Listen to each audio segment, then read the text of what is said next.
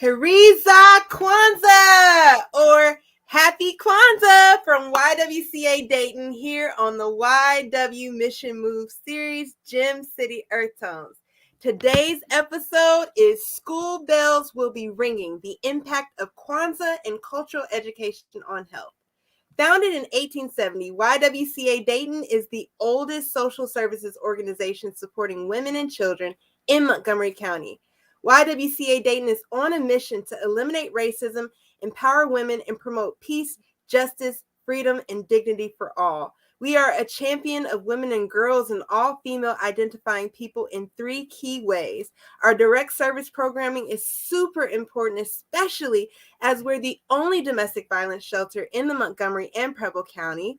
In addition to our shelter services, we also provide all kinds of programming for our youth, our teens, for our women and children, even for our men. And so we do a lot of things to provide community outreach and education, advocacy, and public policy support. Now, in Swahili, we say, habari gani, which means, what's the news? Today's response in Kwanzaa would be kujichagulia, which means self-determination, to define ourselves, name ourselves, create for ourselves, and speak for ourselves. And today, we are talking about how cultural education and cultural values play a role in defining ourselves and impacting our health, and how principles of community values can indeed aid us in speaking for ourselves and guiding our community to healthier outcomes. So stay tuned for Gem City Earth Tones.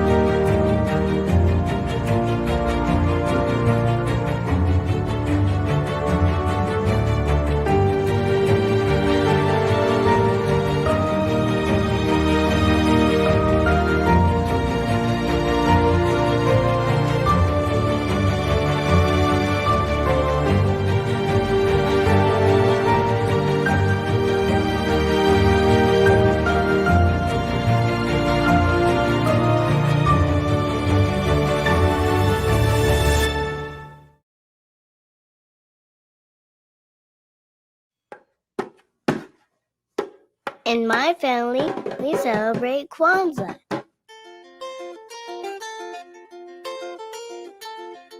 Every night, we light a candle on the kinara. That's a candle holder with a candle for each of the 7 nights of Kwanzaa. Are you ready to light the kinara?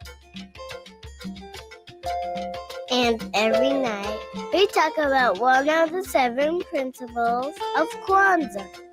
Their ideas for how to live a good life. Tonight's principle is umoja. It means unity, coming together, getting along. Like when Tyler lets me play with his drum. Right. My favorite part of Kwanzaa is the karamu. It's a feast on the 6th night, Kuumba, where my whole family and friends gets together and celebrates.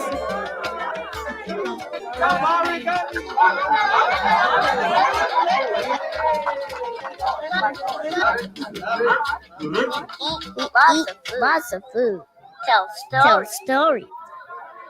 And then in my family, we like to dance.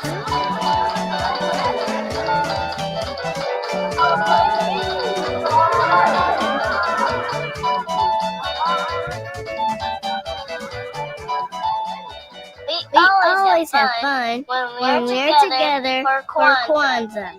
And at the end of the night, we get a small present.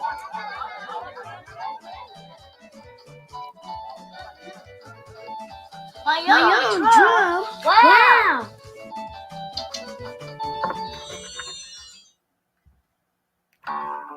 Grammarly helps make your writing. So we are celebrating Kwanzaa this week, December 26th through December 31st, is the celebration of Kwanzaa. Kwanzaa is recognizing so many different aspects of cultural principles and cultural values. And each day that Kwanzaa celebrates a significant part. And the first day was umoja, or unity.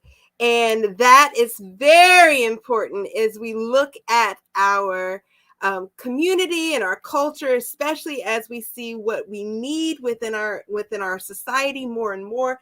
Umoja, or unity, is one of those things. Today's principle, again, is Kujichagulia, or self-determination. And that will be followed by Ujima, which is collective work and responsibility. Ujama, which is cooperative economics.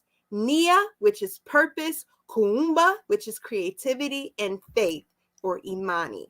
And so Kwanzaa is extremely important in not only the Black community, but important in communities that are sustainable. And whether they call it Kwanzaa or not, whether they recognize these principles as the Nguzo Saba or not, all of these principles are key and are functioning within healthy communities. Hello, everyone. Again, welcome to Gem City Earth Tones. My name is Taylor Curtis, and I'm a professor of Black psychology and Black studies, known as the youngest Black female tenured in the history of the United States of America.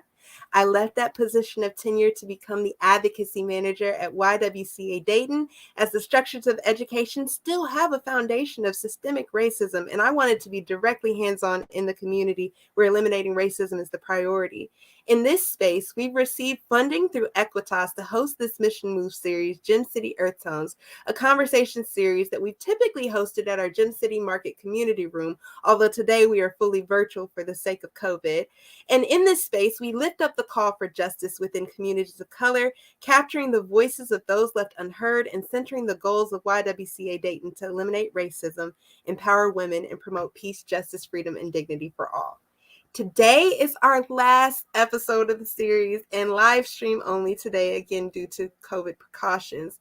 And we've enjoyed this series immensely and all of the amazing speakers that have provided insight into our community and a call to action. And today we seek to answer the questions: how do we define ourselves? How do we speak for ourselves in education? And how does our cultural education and cultural experiences impact our health?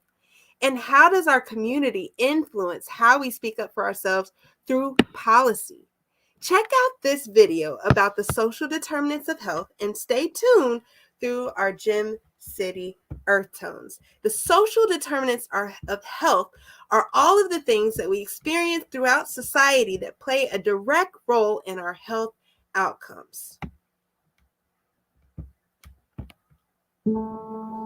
Even before we're born, there are factors at play which influence our health and well-being. The conditions in which we're born, grow, and live can affect us and our health in different ways. We also react to them in different ways. Poverty, stress, lack of adequate housing, education, unemployment, and poor access to transport and nutritious food are some of the things that can affect our health and life expectancy. The World Health Organization recognizes that health and well-being are strongly influenced by social, economic, and environmental factors known as the social determinants of health. The environments in which we are born, grow, live, work, and age can have stronger influences on our health than our genetic family history or behavioral risk factors. A person's social and economic circumstances affect their health throughout their life. The relationship between income and health is on a gradient. This social gradient means that even a little bit of wealth can increase your likelihood of being healthier. A stable source of healthy food, appropriate, affordable, and secure housing, education and employment, relief from financial distress, access to transport and services, loving and stable relationships, and being able to make choices about our lives means we are less likely to experience chronic conditions such as diabetes, cardiovascular disease, depression, anxiety, and other mental illness. How we are treated by and interact with others also has a huge impact. stressful circumstances over a long time that made people feel anxious or unable to cope, discrimination, racism, social isolation, or just being treated as less than equal can lead to poor health. And the interplay between these factors and a person's socio-economic circumstances can compound the situation. Experiencing a lot of stress and feeling unable to change things can also lead to poor health. But as health clinicians, there are things that we can do to make a difference. So we see how important the social determinants of health are, and there are ways for us to make a difference. And I'm very excited to introduce to you all Jasmine Roberts. Jasmine Roberts is the CEO of Jazz Crew, aka Jasmine's Academic Zone Crew. She is an educator who has been educating from the very youngest of ages to our adult population in college, even in prison. She is a God-fearing woman, a mother, a lover of musical theater, and uses education as a key to success. And in December 2022, she will be officially opening her own mathematics and after-school center for students in West Dayton. She looks forward to using her God-given gifts to leave a legacy for educators to come. And the quote she lives her life by is, "Educate a man, you educate a man. You educate a woman, you educate a nation." And that is so powerful. Welcome, Jasmine Roberts. We're excited to have you. Hi. Thank you so much. I am overjoyed to be able to have this platform to speak about my experiences and use the wealth of knowledge that I've gained over the years being in education, working with K through 12, and now having the platform to be able to work on the collegiate level. So it's a pleasure to be here. And thank you so much, Taylor, for extending the opportunity to me. Absolutely. We're so glad that you're here. And we are looking forward to hearing more about how on earth does cultural education impact the student? Well, I think that's a pretty loaded question. When we look at research, so research shows that students' race, their ethnicity, their cultural background, and other variables such as like poverty, assessment practices, systemic issues, lack of professional development opportunities for teachers, institutional racism, that they significantly influence the students' achievements. And then the other thing that goes with that is that most oftentimes, especially when we're talking about schools in inner city and schools in lower socioeconomic environments, teachers are inadequately prepared to address the needs and the diversity of students, right? And I think that all goes back to teachers' lack of training in colleges, where they don't actually prepare them and give them the tools to understand and make them aware of their biases.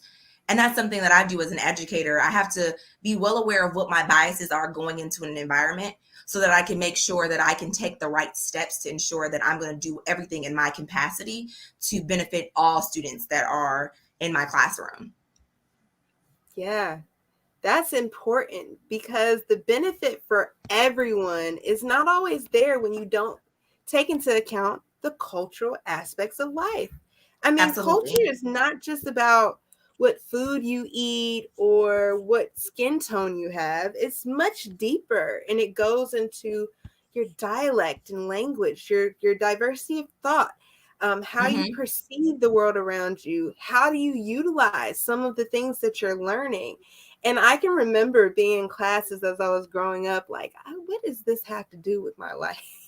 What in the world is the point of this class or that class? And when you don't have the connection or have the understanding of how it ties into society, it definitely can impair your ability to really dive into the materials and really start to understand from a big picture of how the world works. For you, what's some more about your experience of how you see better health outcomes when it comes to education when they have that cultural aspect included? So what we also have to consider is we just have to look at the research behind how health and low socioeconomic status, how that impacts the health of our students, right? Going into situations. And it's scientifically proven already that so much is passed down from the womb. So I love that you showed that in the video. So when you come from a marginalized group, you already have so much that's passed down from the womb upon you that you unknowingly are dealing with, and you're fighting these battles.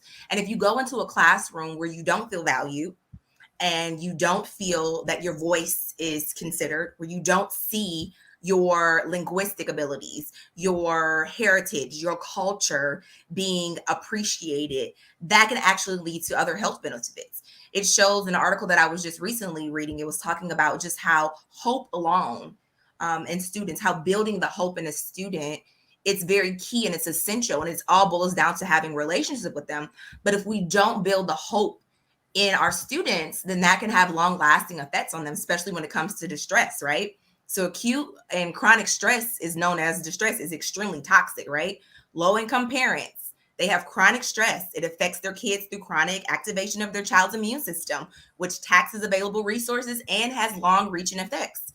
And it's all scientifically proven, right? Stress weighs on the body. Someone can die just from the stress because the body keeps score. There's a book out there that talks about how the body keeps score. Although we subconsciously forget things, our bodies hold on to that. So you have to be able to reduce the stress by embedding more culturally responsive teaching and fun into the academics, right? I think oftentimes when it comes to education, especially K through 12 and on the collegiate level, I'm a firm believer that no matter where you're getting your education, if it's K through 12, if it's on the collegiate level, students have the right to enjoy what they're doing, because at the end of the day, they are the party who's paying, right? So they need to enjoy. And if the connections are not being made, that's something that I need to do differently. So I often have conversations, even at Sinclair, I have conversations with my students who are from different cultural, ethnic backgrounds, and I figure out ways to tie my math equations to things that they do in their culture or things that they do in their life, because I want them to understand is that, oftentimes in curriculum, we make it so divisive. We don't include the marginalized groups. We make it so that they can't reach the goals that they need to reach, right? So we want to make sure in my classroom that I'm opening that door and letting them know, like, hey, it says it like this, but I'm like, hold on, but let me break it down for you in layman's terms, or the way that you think, or let me put your culture in it. And I'll even ask questions to my students like, well, let me ask you about this. How does this make sense in your culture? And then they'll explain it to me. And I'm like, okay, bet. Now let me break it down for you. So now that you can understand that no goal is not within your reach. It's about me as an educator helping you overcome that.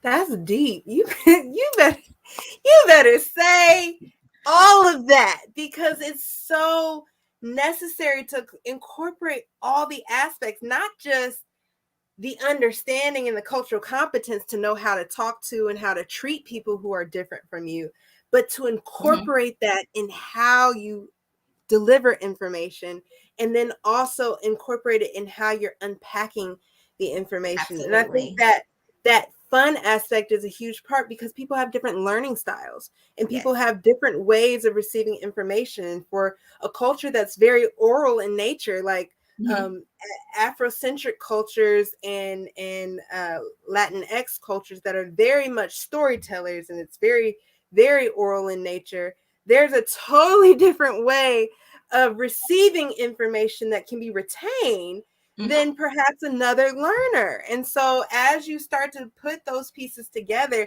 it gives you so many tools to be able to really grasp the information that you're learning. And I feel that especially in today's age, where we see so many students being taught to test, right? And taught to pass a test rather than taught how to be critical thinkers and to learn the information that's going to allow them to be able to make healthy decisions and to be able to navigate the world. I think that is a huge part that's missing, because in that space of like, we got to get these test scores together, there is a lack of then the cultural education piece and the fun that needs to happen for people to really connect with materials.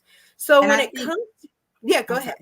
No, I was going to say, in addition to, just to piggyback on what you were saying, is that I think so much emphasis has been put on cultural education where people see that, okay, well, I have to teach one way for one group, one way for another group. But what they don't understand is that all the ways that you teach will benefit all students if one, you understand your why and you're intentional. You want to be intentional about everything that you're doing. So it's not that, oh, one group, they are the group who they're more vocal. But at the end of the day, if we are trying to create 21st century critical thinkers, as well as change agents and social justice individuals, we need to equip all students with the skills to be successful in any platform. And in order to do that, we have to unpack culturally responsive teaching. We also need to unpack the health outcomes and the things that impact all of our students to be able to give them a highly effective and quality learning environment. Yes. So I want to know a little bit about some of the differences that you've seen since you've had such a wide range of students that you've taught.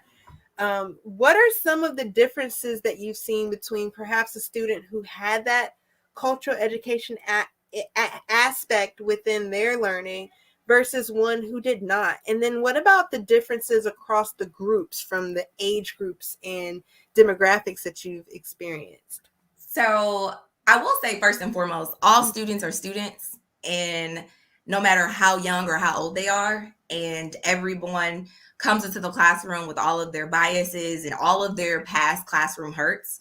So one thing that really stuck out to me when you asked that question was my first year teaching at Trotwood. I actually had a little boy who sat in the front of the classroom and he stared at me for at least the first 2 months. And I finally pulled him aside. I'm like, because he had this look in his eye, and I was just like, hey, what's wrong with you? And he said, I ain't never had no teacher like you before. I ain't never had no teacher like you before. And I was like, what do you mean? He was like, you Black like me. He was like, your energy. I never had nobody like that before. And I was like, never really understanding how just my presence impacted them. And not until that moment, I was like, wow, just the power that an educator actually has in those moments. So it's a lot that goes into education. As far as the differences that I see, there are some cultural differences, not many. I think most of the differences that I saw, it all boiled down to just the disparity of the way that resources are allocated. Mm-hmm. And that's the problem for me. I think so much emphasis is always put on, well, kids from the inner city, or this culture does it this way, or this culture does it that way. But even within my own culture, as someone who identifies as an African American, I have multiple friends, and I can't say that there's one friend that we all have all of these commonalities, like all of our cultural or all of our family traditions are all the same, right? Because culture is individual to each individual. So not to generalize people is something that I typically try not to do. But I think it all boils down at the end of the day of having genuine relationships with your students, talking to people, and learning how to get rid of your own implicit bias. And a great way that I've done that is Harvard University. They did a great thing a couple of years ago where they created these implicit bias tests where they allow you to literally take a test on everything. You can take a test on Asians. If you have a bias towards elderly people, it gives you these tests that you take. And at the end of it, you're able to see where do you fall. And if you are an individual who's like myself, who's introspective, who wants to make sure that I leave a footprint on the earth that God is going to be satisfied with, but at the end of the day, I'm going to be satisfied with, that I'm being intentional with all of my interactions with everyone. I love that. I had my students take the implicit association test like every semester. And every semester I had tons of people go, I don't know if this is real. I don't know if I like this. And my response was always, let's just imagine that your test results were accurate. What are some of the messages you received throughout life that might have influenced you to these type of results? And when you start to really unpack where you sit, again, like you said, culture is individual. Yeah, we can share culture, but just because we share culture doesn't mean we have the shared experience. And so when you really start to unpack your individual experience and unpack the messages that you receive, that's really where that cultural education is important. Because if you're receiving negative messages about yourself, or you're receiving negative messages about people who look like you or talk like you, you're receiving negative messages because of those social determinants of health, because you're lacking in the economic space, because you don't have access to certain things because you've never been taught that, because you've never had access to it, right? So when you start to really unpack like redlining and seeing how redlining is now going to lead you further away from more holistic education and into some of that let's pass the test education for the sake of getting the money to be able to pay for the school because we don't have the property taxes to pay for the school. You know what I mean? So when we start to break down all of the systemic issues that lead to those individual experiences, they're inundated with all of these messages that carry a lot of negativity, especially around themselves. And those messages can either be those messages that can empower you and make you right. When we look at messages of people who say, you know, you came from greatness, and let's talk about the greatness of your ancestors and the greatness of your people, versus talking about, oh, I don't know, slavery, and talking about enslavement as if that is the start in the beginning of your history, right? And that's just for Black groups. Let's not even get to all of the other groups that don't get talked about. The indigenous people who don't get to hear about their greatness, but they hear about the Trail of Tears and hear about genocide and hear about all of these other horrible things in war. You know, when you really start to look at how those messages impact the person and impact their self-esteem and impact their view of self, then that impacts their desire to go hard in the paint for school, or their desire to rise to the occasion, or their understanding that they are able and that they're capable. A lot of times they don't even realize that they're able, and because they haven't received the type of information, the type of messages that lead them to a space where they truly can grow.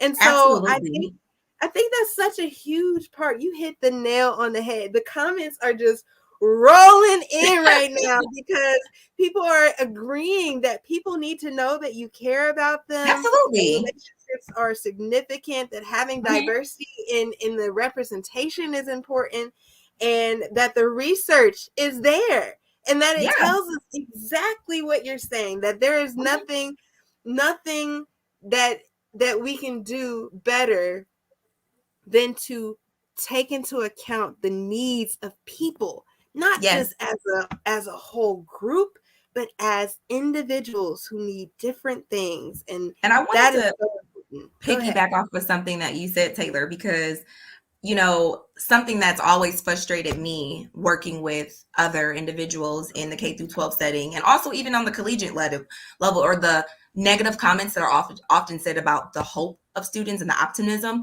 But what people don't understand is that students' lack of hope and optimism is often confused for lack of motivation, right?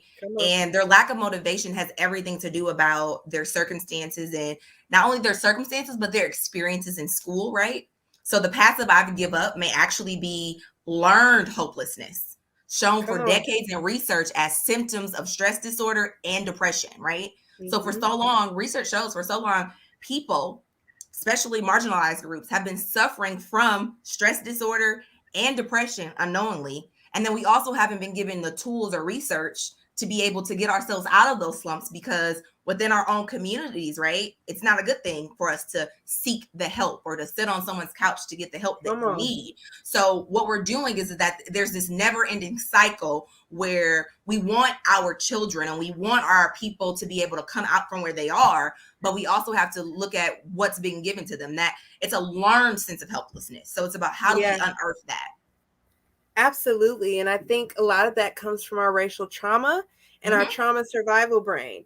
And anybody who knows anything about trauma, you know that your brain is no longer operating from your frontal lobe of higher thinking and planning and functioning and emotional control. But now you're in this space of survival.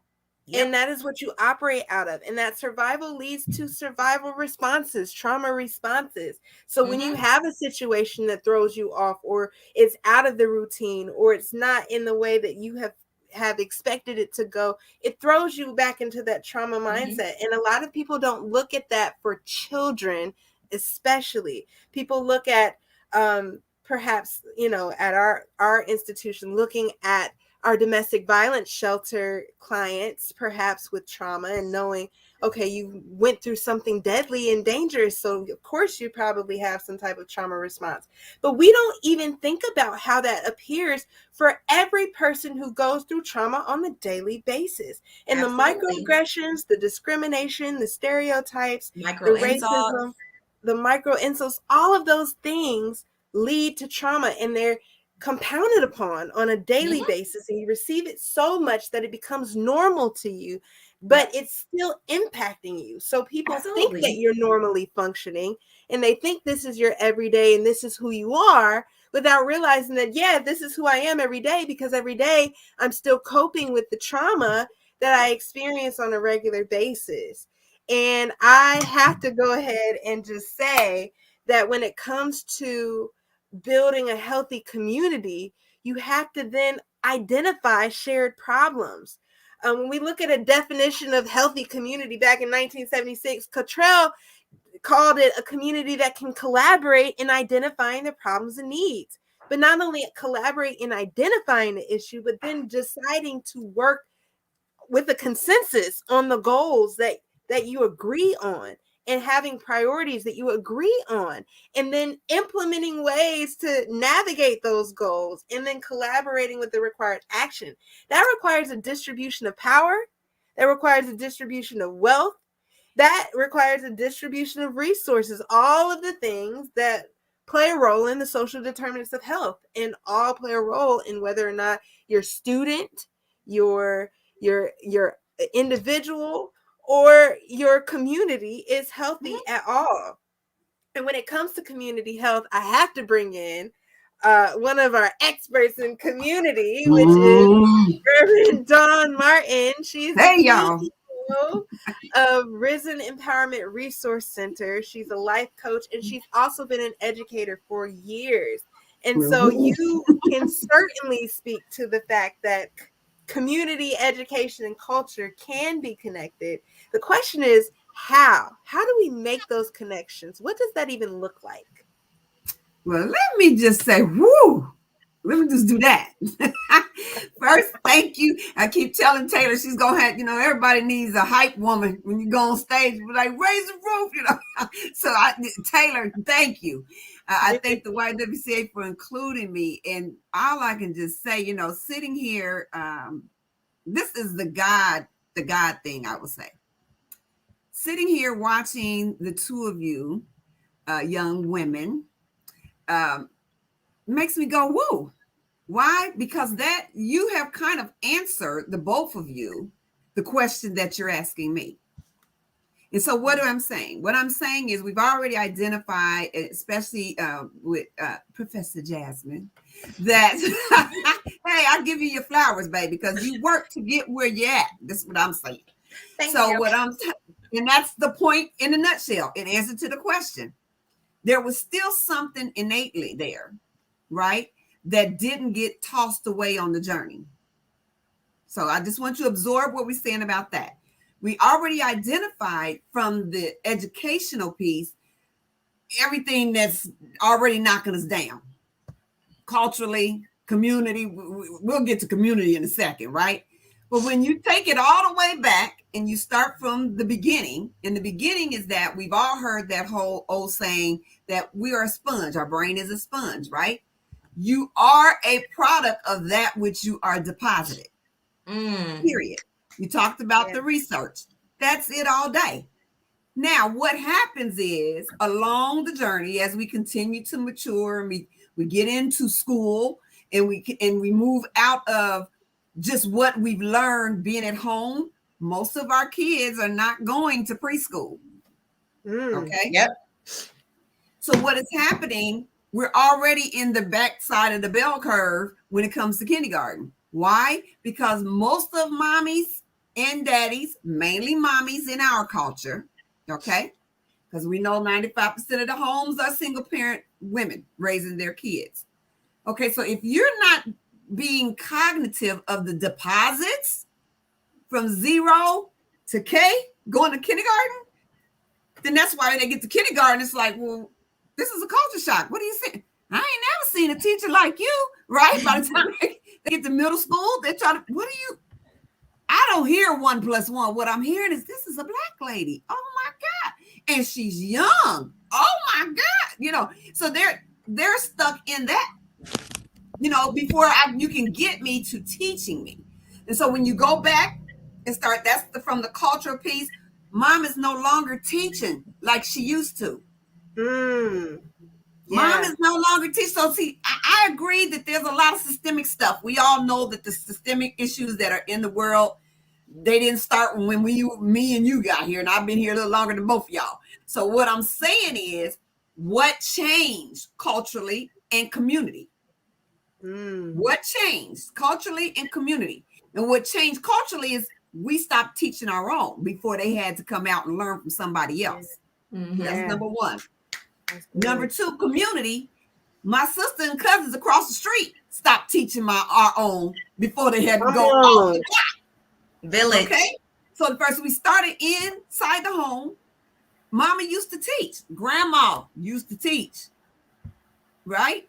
So then when you moved out onto the block, and now I'm meeting my neighbors, I'm meeting my friends. Now we talking community.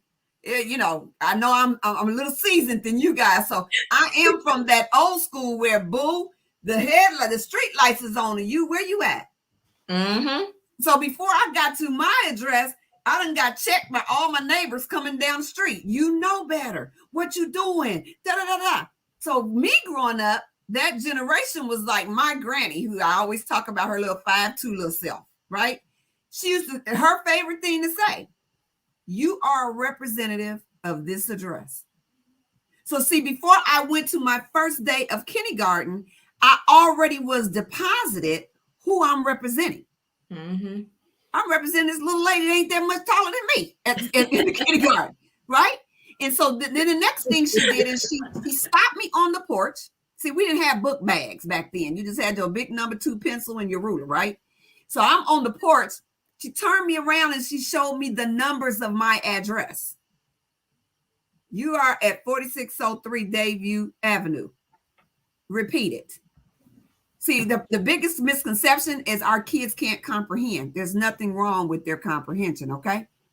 Anytime that they already done figured out TikTok, I can't understand Professor what you saying in math, but I sure bet you I get on this technology and TikTok you to death.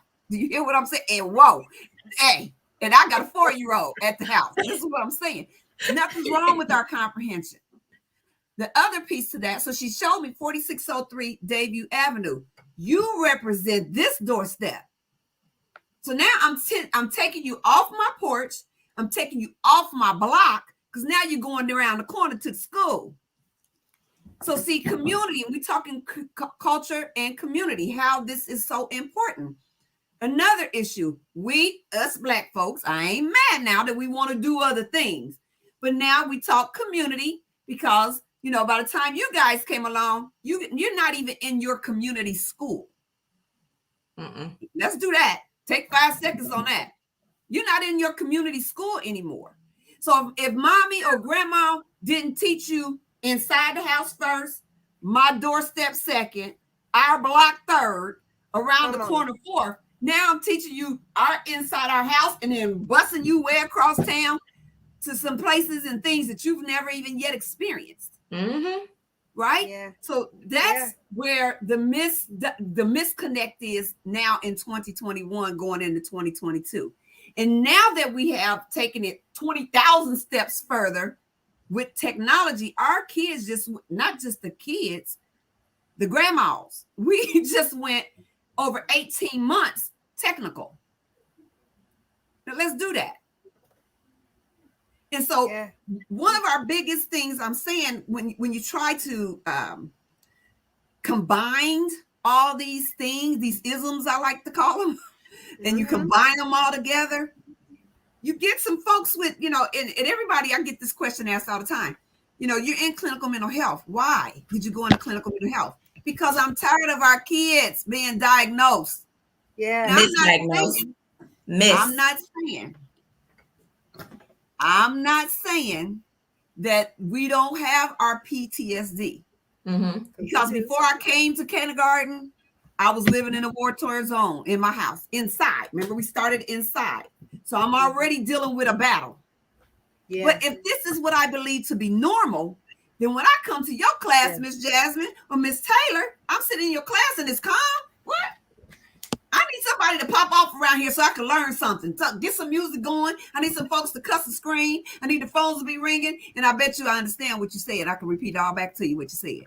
Because I'm used to surviving and be learning in that environment. Yeah. Right?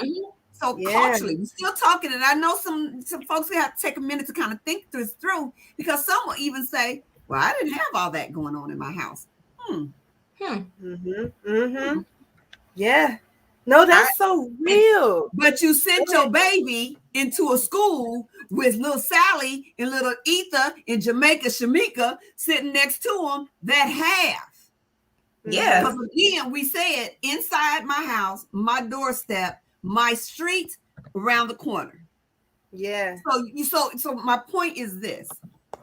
When we're talking about that education piece, even, I tell my kids all the time in school, you know, a lot of it does have to do with ethnically how we talk to our kids when in their learning. So if I'm not talking to them like that at home, mom and dad is not talking to them at home, they can come to school in the classroom and you are speaking the Black English. You done just developed a whole new conversation and a whole new dialect that I don't understand. You might be talking Spanish or Portuguese to me because I don't hear you. Because that's not what. Go ahead. I'm sorry. And that's huge. No, you're good. You're right. You're so right. And the thing is, like, having so many disconnects, like you said, from family and community, and the community being the true space of learning the way that it always has been. That's so huge. That's such a huge piece. That's a huge piece. Here's the sad part. The sad part, 2021 going into 2022, is we are trying to pull us back to what community was, but we kicking and fighting and screaming because Jordan Weezy said we moved up. Did we really? And the thing that did we move village, or did we jump? Did we move? The village mentality is gone. Come on, Jeff. But did we move or did we jump? We jumped. That's we different. Jumped. We left because in the movement there's a journey. For every movement, we just went the whole Black Lives Matter. That's a movement. There was a journey. You can go back and see where it started and how it progressed and things that happened along the way and where we ended up. That's a movement. Absolutely. But if I jump over it, oh my God. And there's such a level of disconnect, right? If you don't connect Black English and Black dialect to our ancestors and help people to understand, like, hey, this is actually a mixture of patois, a mixture of all Geechee, a mixture of Creole, a mixture of African languages. If you have no clue where it came from, what you gonna do? You're gonna think it's hood, you're gonna think it's street, you're gonna think it's ghetto, and you're gonna think I'm trying to be matching up with, and then you end up directing yourself in the wrong direction. So let's put that into perspective, though, Taylor, what you just said. And I started this conversation on my end applauding you too. Why? Because anybody that's watching this can see a journey. They didn't see a jump with just you two. And so when they talk about, you know, what we do with GEMS, Girls Empowered Mentor to Success, why did that come to be? Because not about diagnosis, not about just the everyday PTSD that we started with at 0 months old, 1 month old. Some of us was in the middle of some dramas in the womb that we brought into the world with us, right? So what we're saying is, in order for girls of color, and that's not just Black girls. Come on. Girls of color, in order for them to not only self-identify, to not self-awareness, self-esteem, just self-care, period. In order for all those things to come into play, and then they move into community, into school with that, it has to start inside the house first. Absolutely. It has to start inside the house first. So gyms comes into play because what we're saying is, okay, we've identified all these situations. We know us girls got some situations going on. Let us come and be your glue. Ooh. So what happens is I'm going to support the self of who she is. So when she walks into Miss Taylor's class, when she walks into Miss Jasmine's class, she's all, I got that. Teach me now. I'm here to learn because I've understood that regardless, I'm going to compartmentalize. That's how our brain is created. It's going to compartmentalize. What we don't want from PTSD or depression to come out is it all come out at every single trigger. But if I'm taught self-awareness, self-esteem, self-care, self-pride, self, that selfishness piece first. Let me understand that about me and who I am. Then I can learn how to alphabetize it in its compartment. So everything ain't gonna trigger me to get to throwing tables and cussing people out and popping like a drop because I hear a song and automatically have a situation. No, I can sit in my feet. I can't tell you how many situations I'm in, and you know, Dr. Dre and Snoop may be on, but I ain't getting ready to break it all the way down because I heard the beat. But I'm gonna tell you in my head, I'm doing a situation. Nobody around me is going to know that. But see, that's what we're talking about: self-awareness, self-pride, self-awareness, self-pride. And then all of that moves into culturally and ethnically everything else when it comes to our health, how to handle our stress, right? You wonder why you have a baby that's got Tourette's because maybe everybody been screaming around that baby since it was born. So that if that's the only way that I know how to communicate, it ain't that I got a diagnosis of Tourette's. It's just that this is what I was taught to communicate, right? If you get that kindergartner in that classroom that's calling everybody a B and calling everybody an N word and all these different things, what are they hearing every single day? In the house first. I don't want my baby to be bumping in the car with me. If I need to have my Snoop moment, it's going to be when I'm riding by myself. Absolutely. Come on. See what I'm saying? So when we talk about the deposits, that goes back to where we led off with this. Yes. Those deposits. So what's happening is the kids that you're getting in education right now, oh God. And some of those deposits are connected to those adverse childhood experiences. Woo! Talk about it, Taylor. Yes. Jazz and I, we were. I'm getting ready to throw a dart right in the middle of that, Taylor. Here's the dart. Because, you know, we already busting our kids around across town, right? But you're bringing them back to the church around the corner. Well, our adverse childhood experience. REV there for a reason. It's factual. Yes. And that's factual. Real. That's in real. the house, and the experiences that you have.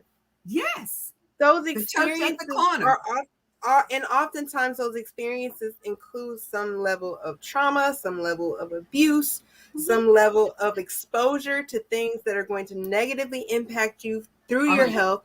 And those are the deposits that you're receiving as you are missing out on the community element. So no wonder. So let me do this deposit, because I'm always going to challenge you to think a little bigger. So here we go. All deposits, while they all could be considered all negative deposits, the ones when we're talking culturally, ethnically, I love Black girls, right? Deposit that we get on a daily, we want to say it's an affirmation now. Woo! Come on. Reverend Martin, you better speak. But the reality is, what are you affirming in me? Come on. Oh, look at her body. She got her body. Why are we talking about this baby's body and she's 6 years old? What are you saying? What you talking about her body? Say that. Come on. Oh, and then we get into let's not do the light skin, black, dark skin, our interracial situations. Her hair is this and her hair is that way. Everything now. The girl with the long hair ain't in today. It ain't her season right now with the long straight hair. Right now, the girl with the kinky nappy curl is what's rocking. You see what I'm saying? So what I'm saying about that, if we're not teaching self-awareness, now if I grow into that And that's the character of my soul, where I'm at, where I'm going to do my roots and I'm going to do my locks. And that's all good. And you can tell the difference because that person is walking and everything about them is in their own authenticity.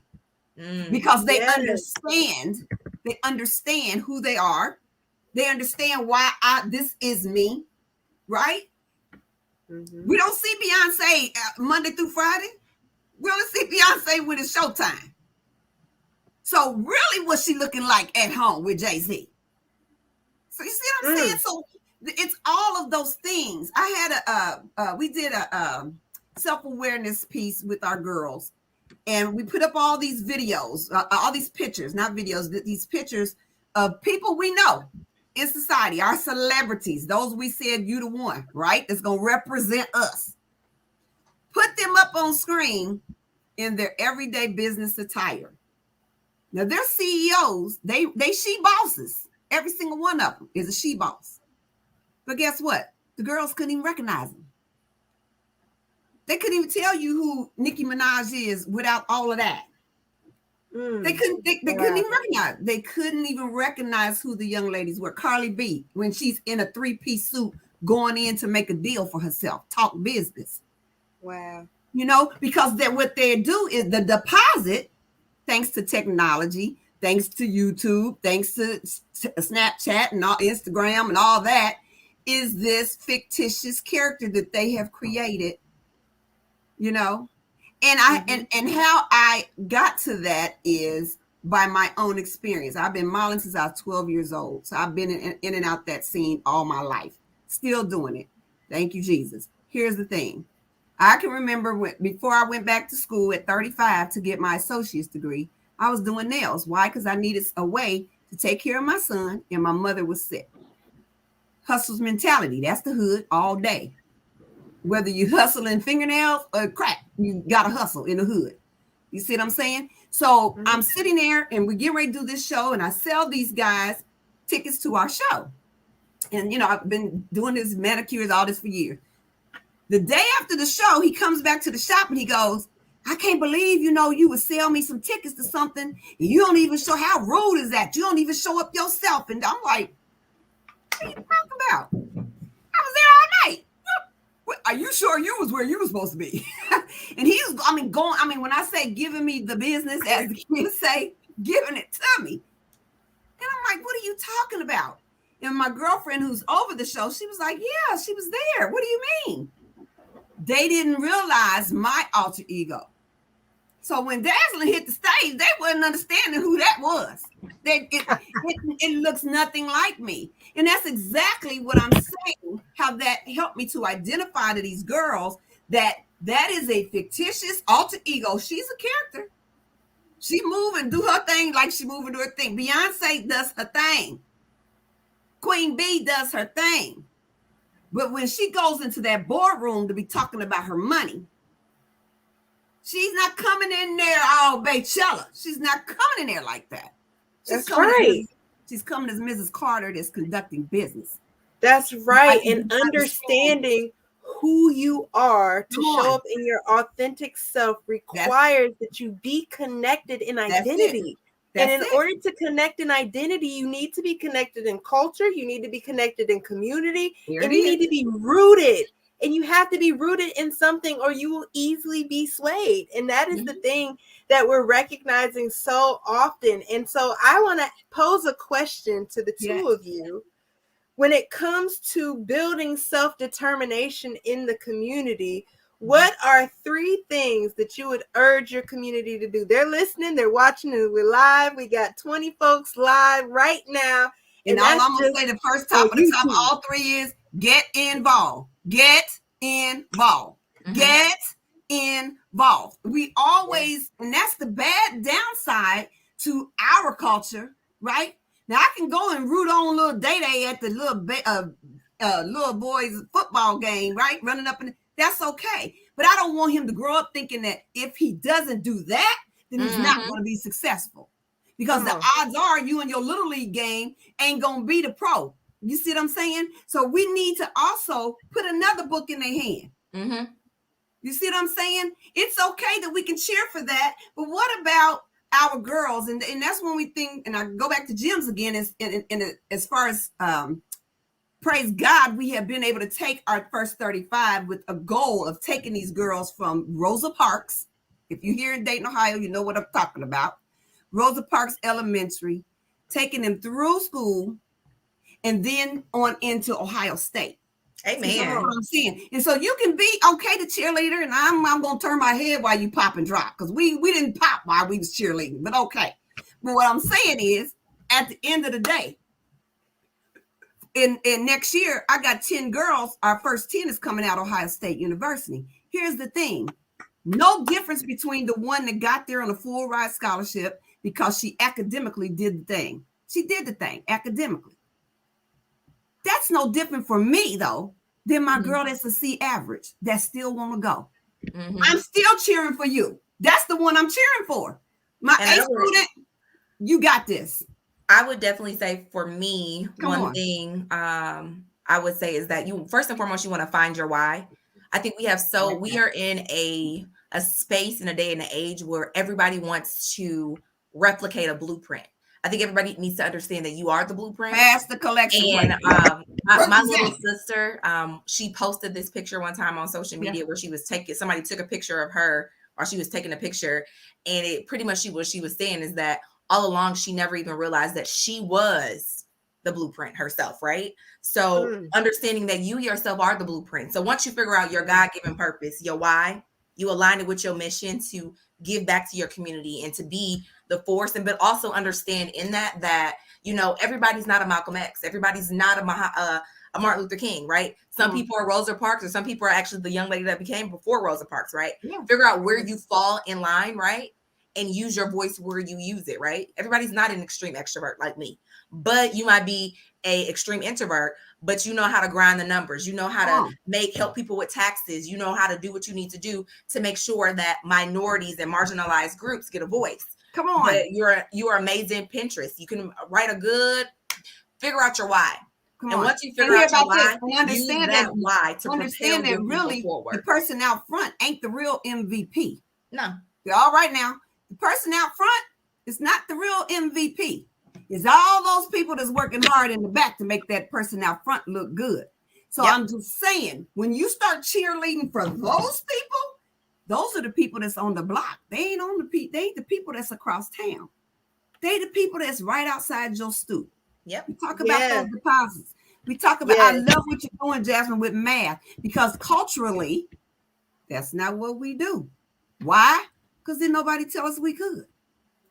Well, historically we were, right? When we look at it, right? Egyptian mathematics and all the things. We were. But, you know, we listen. That's, you know, we fall victim to only, you know, leading by hearing and not actually educating ourselves. Our own discrimination. And that goes back to what I was saying before. And this is huge and super important. So I got to share this before we wrap up. What this goes back to is, like you were saying, Jasmine, if we look at history and we look at Africa, the birthplace of society and the birthplace of civilization, we find that elementary mathematics, algebra, and all of the other mathematics, the intense chemistry, all came from Egypt, all originated in Egypt by a woman. Tell it. Right? Yes. That is our history, right? But our history has been revamped, and we have been miseducated, and we've only been able to learn certain elements and not able to learn the full elements. And so my 3 things to tell you all, community, of how you can make the impact, how you can bring self-determination is to be a voice when it comes to your legislation. Talk to your representatives and tell them what you need and demand for what you need, because our community needs to know the truth. And right now we have 2 House bills, House Bill 322 and House Bill 327, that promote the idea that cultural education, justice, and authentic history are divisive and that they should not be tolerated in our school systems. These bills will prohibit schools from providing the education of historical implications of racism and injustice. It will prevent our students from developing a lens of cultural competence. It will create barriers to bettering our community. And these topics are not for the sake of shaming society, but to teach us of the past in order to make better decisions for the future. And like you just said, people don't realize that mathematics is our thing. They don't know that. They don't know that. But what we talk about in Swahili is the idea of sankofa. It is not taboo to reach back for what is at risk of being left behind. We have to know where we've been in order to be able to navigate where we're going. So I urge you all to stop what you're doing. Go to our chat. It's in the chat. Make sure you go in there and make sure you go to your representatives and tell them that you do not support House Bill 322 and House Bill 327. Right. Let them know that that is something that you are absolutely against, because we need to be teaching our community in order for our community to be better. We need to be connecting in to our culture and our cultural education. We need to be connecting into our community on the block, around the corner, on the front step. We need to be making a decision to intentionally be building within ourselves so that we can have control of our future. Self-determination, Kuji Chagalia, is all about us taking in our own motives, our own moves to define ourselves, to speak for ourselves, and to make a better place for our society. Again, I thank you so much. Buy from you. Buy from you. Buy from you. Buy from you. Buy from you. Also, be responsible voters. Don't just vote Democrat or Republican. You need to actually thoroughly research the people that you're voting for, because a lot of people will switch parties just because they know that that party won't vote them in, right? So thoroughly research the people that you're voting for. I do that every time I vote. I go in, I research, I look up their voting record, I look at things that they put in place, things that they voted for, so that I'm being a conscious voter. That's absolutely it. And seek absolutely the kingdom. Keep God first. Again, thank you to Reverend Martin. Wonderful. Thank you, Professor Roberts. I just appreciate you both so much. And we look forward to our next Mission Move series, and we'll be announcing what that looks like as we move forward in the year. I can give you a little hint. The next series will be centered around environmental justice. It will be our Listen, Lead, Share series along with the Ohio Climate Justice Fund. So we are so excited to be launching that for 2022. And we hope you have a marvelous Kwanzaa and a happy new year. Have a wonderful evening, and we will see y'all next time on YW Mission Moves. God bless you. Keep shining, ladies. Keep shining. Likewise. Bye. Yeah.